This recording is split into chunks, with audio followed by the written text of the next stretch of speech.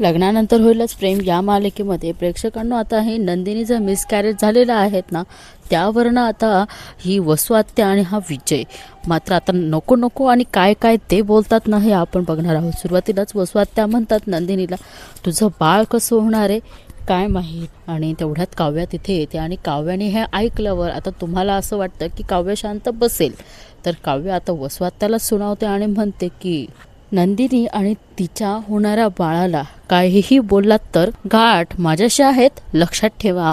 पण प्रेक्षकांनो आता ह्या वसू आत्यांच्या जोडीला त्यांचा लाडका जावई आहे आणि तो काव्याला असं म्हणतो की ए हट, माझ्या सासूबाईला असं बोलायचं नाही.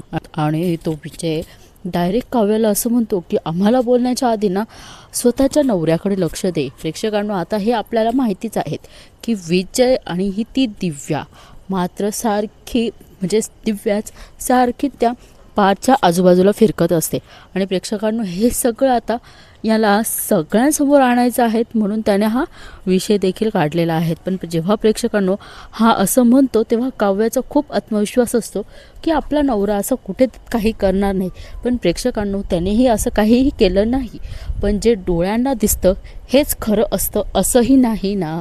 तसंच आता काव्याच्या बाबतीतही झालेलं आहे. आणि हा विजय डायरेक्ट काव्याला म्हणतो की नंतर तुला कळेल की तू त्याचं बाळाचं पोट घेऊन फिरतोय आणि तो दुसरीकडे भलताच मुलीच्या गळ्यात हात घालून फिरतोय. आणि काव्या आता त्याच्या कानाखाली वाजवणार तेवढ्या तिकडनं पार्थ आवाज देतो काव्या आणि त्याच्यासोबत असते ती दिव्या. आणि इथेच मालिकेचा एपिसोड संपतो. धन्यवाद.